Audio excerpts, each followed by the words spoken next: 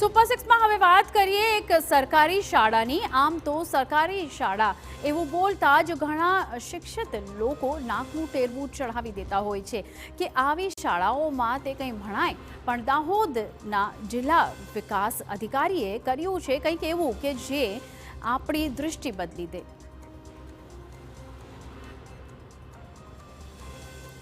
જરા આ દ્રશ્યો નિહાળો। દાહોદના છાપરી ખાતે આવેલી છે 6 નંબરની આંગણવાડી અને જેમની સુરક્ષામાં ખુદ પોલીસ જવાનો સજ્જ છે।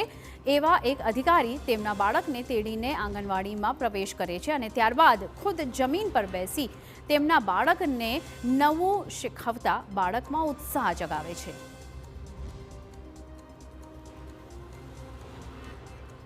હકીકતમાં દાહોદ જિલ્લા વિકાસ અધિકારી ઉત્સવ ગૌતમની આ અનોખી જો પહેલ છે, લોકો સરકારી યોજનાઓનો લાભ લેતા થાય તે માટે તેમણે જ અનોખી શરૂઆત કરી છે અને તે પોતાના પુત્રને કોઈ મોંઘી કે ખાનગી સ્કૂલમાં મૂકવાને બદલે તેમણે તેને સરકારી આંગણવાડીમાં પ્રવેશ અપાવ્યો છે।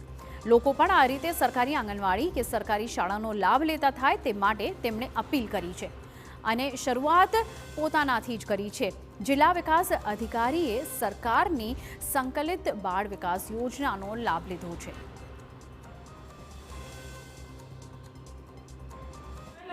આ યોજના બહુ સફળ છે અને બાળકના વિકાસ માટે અને પોષણ માટે બહુ ખાસ યોજના છે અને સારી યોજના છે। એના લીધે મેં ખાનગી એક નાગરિક તરીકે મને લાગ્યું કે મારા છોકરાને આ યોજનાનો લાભ લેવા માટે ભેજી શકું છું, એટલે મેં મારા દીકરાને યોજના લાભ લેવા માટે આંગણવાડીમાં ભરતી કરાવેલું છે।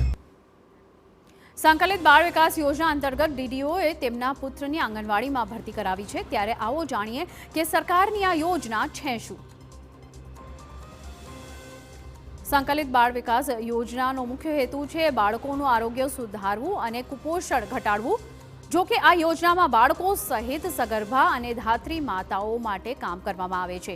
સાથે જ 11 વર્ષથી 18 વર્ષની કિશોરીઓને પણ આ યોજના અંતર્ગત લાભ મળી શકે છે।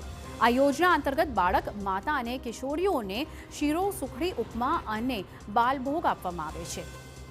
તો 3 થી 6 વર્ષના બાળકોને આંગણવાડી કેન્દ્ર પર મેનુ મુજબ પોષણયુક્ત આહાર અપાય છે।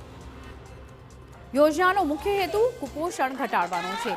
સાથે જ 5 વર્ષ સુધીના બાળકોને જરૂરી રસી પણ આ યોજના અંતર્ગત અપાય છે।